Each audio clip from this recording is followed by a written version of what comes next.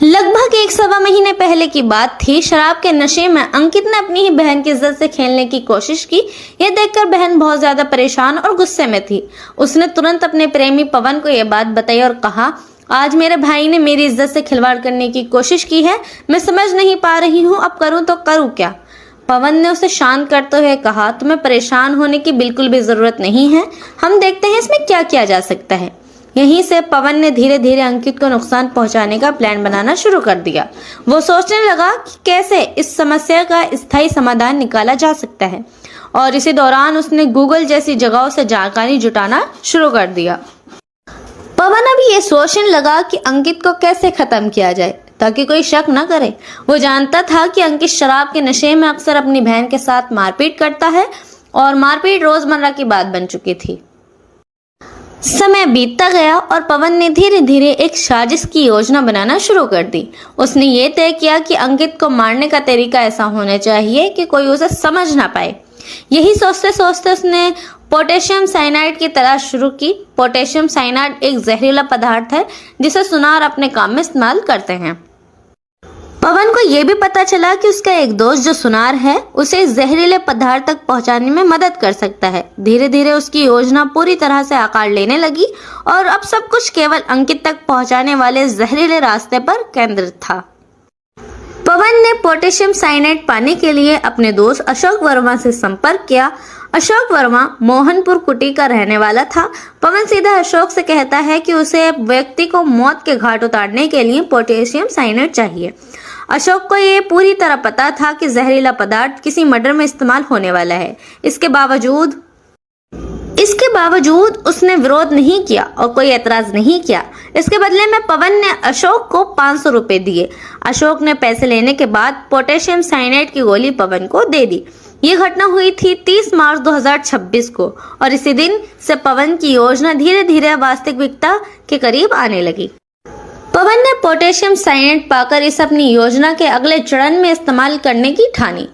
उसने ये जहरीली गोली अंकित की बहन अलका को दे दी और कहा कि जब तुम खाना बनाओगी तो अपने भाई के खाने में ये गोली मिला देना। जैसे ही वो खाएगा उसकी मौत हो जाएगी। लेकिन जब अलका ने ये कोशिश की तो उसके अंदर इतनी हिम्मत नहीं थी कि वो अपने भाई को मार सके। डर और घबराहट के कारण उसने गोली वापस कर दी और कह दिया, मैं ये नहीं कर सकती, जो करना है तुम खुद करो। और इस तरह की पवन की योजना सस्पेंस और खतरनाक मोड़ पर पहुंच गई। फिर 2 अप्रैल 2026 को पवन ने अगला कदम उठाने की तैयारी शुरू कर दी। अस्सलामुअलैकुम, मैं आपके साथ सदफ राजपूत लेकर आई हूँ फिर से एक सच्ची घटना। एक छोटे से गांव की ये कहानी है जहां एक ऐसी साजिश रची गई जिसने पूरे इलाके को हिलाकर रख दिया। एक ऐसी घटना जिसमें एक नहीं बल्कि 3 लोगों की जान चली गई।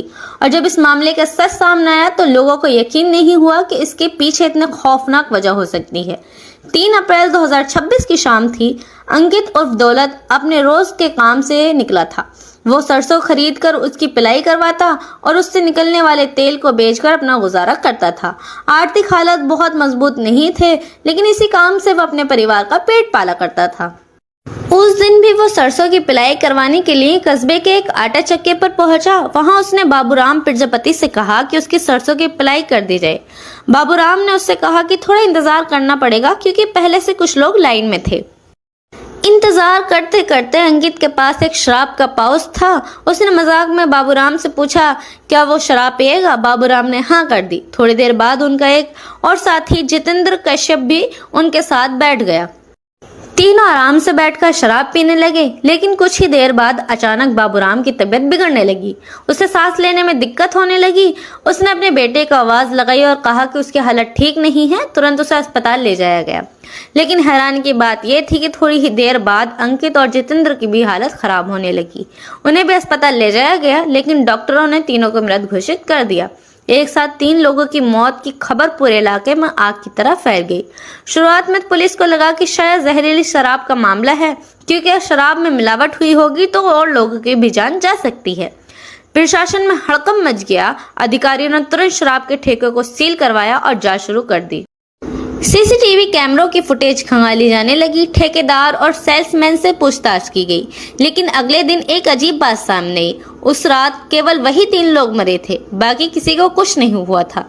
इसका मतलब साफ था कि शराब में मिलावट नहीं थी, बल्कि सिर्फ उसी पाउच में कुछ गड़बड़ थी जो इन तीनों ने पी थी।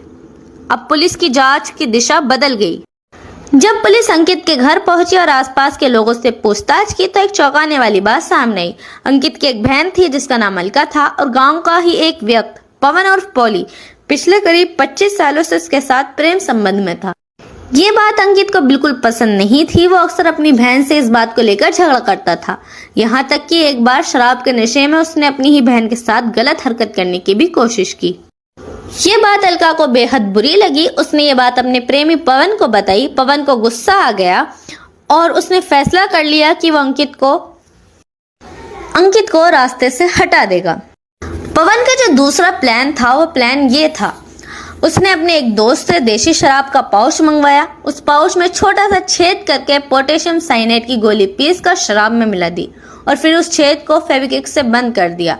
इसके बाद अलका ने अपने भाई की लोकेशन पवन को बता दी। अंकित उस समय सरसों की पिलाई कराने जा रहा था। रास्ते में पवन उससे मिला और दोस्ती के बहाने उसे वही जहरीली शराब दे दी। अंकित खुश होकर शराब लेकर आटा चक्की पर पहुंचा और अपने दोस्तों बाबूराम और चिदेंद्र के साथ बैठकर पीने लगा।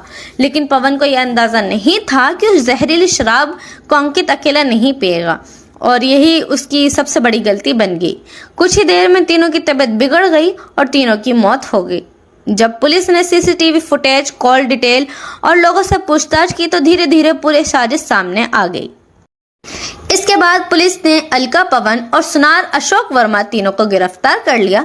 जांच में सामने आया कि इस हत्या के पीछे दो बड़े कारण थे। पहला बहन के साथ हुई गलत हरकत का बदला और दूसरा अंकित के हाईवे के पास की कीमती जमीन। फिलहाल तीनों आरोपी जेल में हैं और अदालत में उनके खिलाफ मजबूत सबूत पेश किए जा रहे हैं। माना जा रहा है कि उन्हें कड़ी से कड़ी सजा मिल सकती है। एक छोटी सी नफरत और बदले की भावना ने 3 जिंदगियां खत्म कर दी। ये घटना हमें ये सोचने पर मजबूर कर देती है कि गुस्से और बदले में किया गया एक फैसला कितनी बड़ी तबाही ला सकता है।